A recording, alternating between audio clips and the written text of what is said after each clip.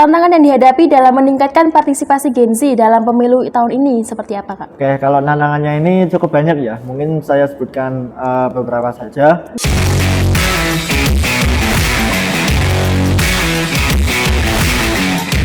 Assalamualaikum warahmatullahi wabarakatuh. Halo hai Gen Biers, jumpa lagi nih di Gen Bincang. Gen B Tegal, bincang-bincang. Bersama aku Tasya Salsabila. Di episode kali ini kita akan berdiskusi seru-seruan, menarik dan informatif mengenai topik partisipasi Gen Z terhadap pemilu tahun 2024. Nah, perlu kalian ketahui bahwa generasi muda ini terlibat langsung nih mempengaruhi pesta demokrasi yang digadang-gadang sebagai gerbang strategis menuju Indonesia Emas tahun 2045.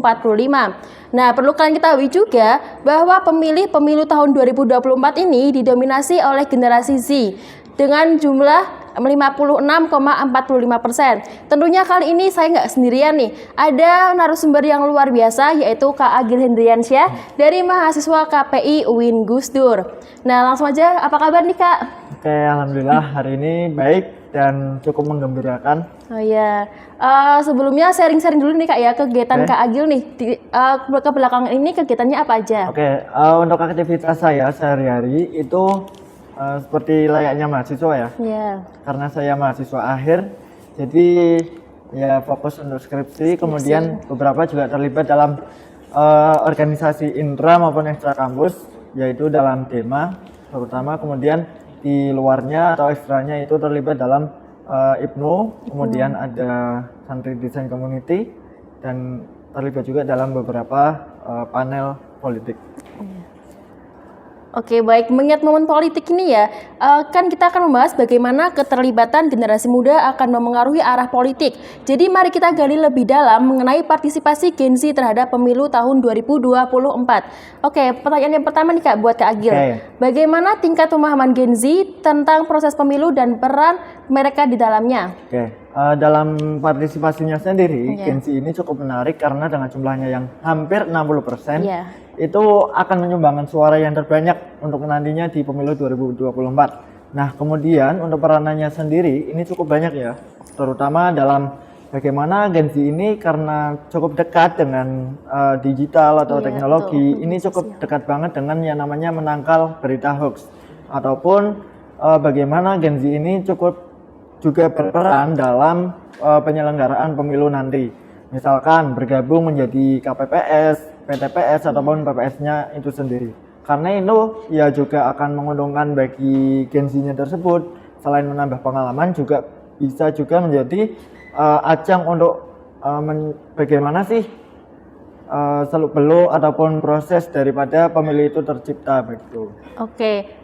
Pertanyaan yang kedua yaitu mengenai bagaimana sih kesiapan Gen Z terhadap menghadapi pemilu tahun 2024 ini. Mungkin lebih ke Kak Agilnya sih seperti itu. Oke, kalau kesiapan Gen Z, kalau kita lihat ini cukup menarik. Trennya ini cukup menarik karena kalau kita lihat beberapa tren yang ada di TikTok itu kita lihat Gen Z ini cukup terlibat. Kemudian tetapi terlibatnya itu dalam bentuk bagaimana mereka melihat gaya, kemudian gimmick. Bukan melihat pada gagasan, visi misi ataupun yang lainnya. Jadi di situ ada hal yang unik karena Gen Z terlibat tetapi itu pada gaya dan gimmick politik, bukan pada gagasan atau visi misi yang diusung oleh calon eksekutif maupun calon legislatif. Oke, mungkin karena Gen Z ini lebih ke media sosialnya gitu ya Kak ya? Karena kan lekat banget kan dengan teknologi. Iya, betul.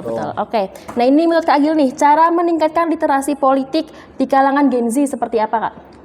Kalau meningkatkan literasi atau pemahaman politik itu kan sudah banyak banget ya. Kalau di kampus ada pendidikan politik, itu cukup penting bagi kita untuk kita ikuti karena itu juga akan berguna banget untuk kedepannya.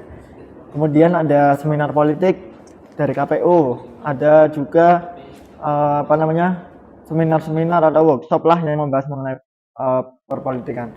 Nah, kemudian untuk pemahamannya sendiri mengenai politik ini bisa kita lihat dari seminar ataupun yang lainnya. Ini juga banyak yang terlibat juga di dalamnya, baik itu seperti kemarin kalau di kampus kita sendiri kan sudah mengadakan dengan kerjasama dengan KPU menonton film Kejarlah Mimpi. Di situ kita tidak hanya menonton film, tetapi kan juga bisa mengambil nilai-nilai apa sih yang ada di demokrasi yang dijalankan di Indonesia ini. Gitu. Oke, mungkin kita sebagai Gen Z nih ya bisa ikut sosialisasi ya gitu. Betul, ya Kak ya. meng-share. Sosialisasi dari KPU tersebut. Iya. Oke, mungkin ini kan ada beberapa tantangan nih Kak ya. Tantangan yang dihadapi dalam meningkatkan partisipasi Gen Z dalam pemilu tahun ini seperti apa Kak? Oke, kalau tantangannya ini cukup banyak ya. Mungkin saya sebutkan beberapa saja. Iya. Yang pertama itu kurang aktif. Gimana arti kurang aktif ini dari kita itu kayak ya apalah itu tidak ada benefit buat kita ngapain ikut-ikutan gitu. Kemudian yang kedua, minimnya pendidikan politik atau pemahaman politik tadi, baik itu yang diselenggarakan oleh kampus, dari luar ataupun dari dinas-dinas atau instansi pemerintahan. Dan yang ketiga itu ya apa namanya, kayak politik itu menjadi hal yang momok tersendiri di masyarakat, seperti hal yang kotor ataupun itu bukan menjadi bagian dari kita, itu adalah tantangan tersendiri. Nah, di situ seharusnya pemerintah juga mengambil peran bahwasanya ini itu adalah padahal penting loh politik itu atau pemilu itu, ya kan? Nah, di situ pemerintah bisa mengambil peran bagaimana nantinya biar Gen Z atau generasi muda ini bisa terlibat langsung di situ.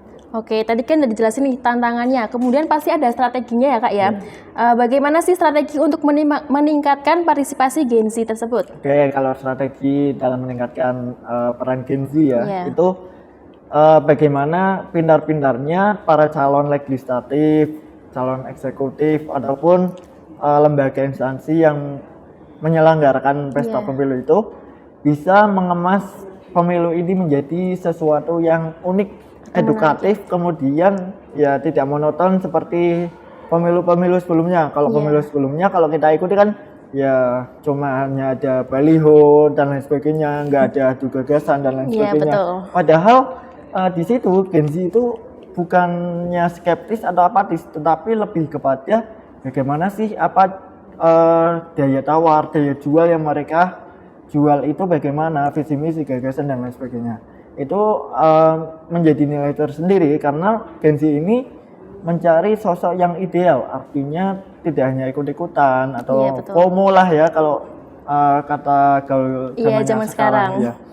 Tidak hanya itu, tetapi mereka mencari pemimpin yang bagaimana ini bisa bersih dari korupsi, menciptakan iklim yang baik lah, apalagi kita kan menyongsong Indonesia Emas 2045. Iya betul. Oke, selanjutnya yaitu mengenai bagaimana upaya meningkatkan pendidikan pemilih untuk meningkatkan partisipasi dan pemahaman pemilih tersebut, Kak. Oke, mengenai itu kan seperti tadi pertanyaan yang sebelumnya ya, mengenai pendidikan pemilih.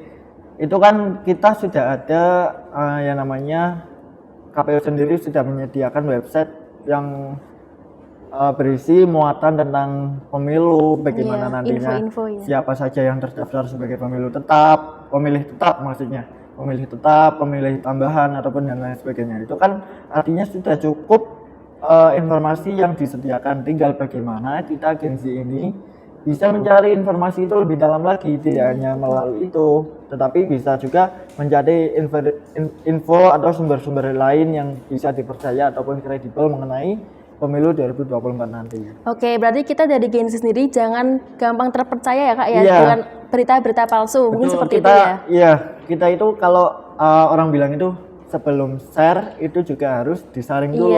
Kira-kira itu bisa tidak dikonsumsi, layak dikonsumsi tidak untuk kita sendiri ataupun masyarakat luas gitu. Oke, baik Kak. Ini pertanyaan terakhir nih teman-teman. Apa sih pesan yang ingin disampaikan kepada Gen Z terkait pentingnya partisipasi mereka dalam pemilu tahun 2024 ini Kak? Oke. Mengenai pesan itu kan kalau ada ungkapan itu buta yang terburuk adalah buta politik Mbak. Oh iya.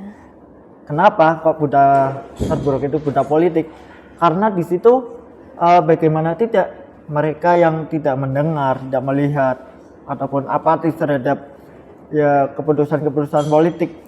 Ya mau bagaimanapun sejak dari kita lahir kan itu juga sudah bersinggungan dengan politik. Iya betul. Nah kalaupun kita sudah apatis sejak awal, artinya kan di situ kayak gimana ya, seperti nilai jual atau aspirasi yang ingin disampaikan itu kan jadi susah.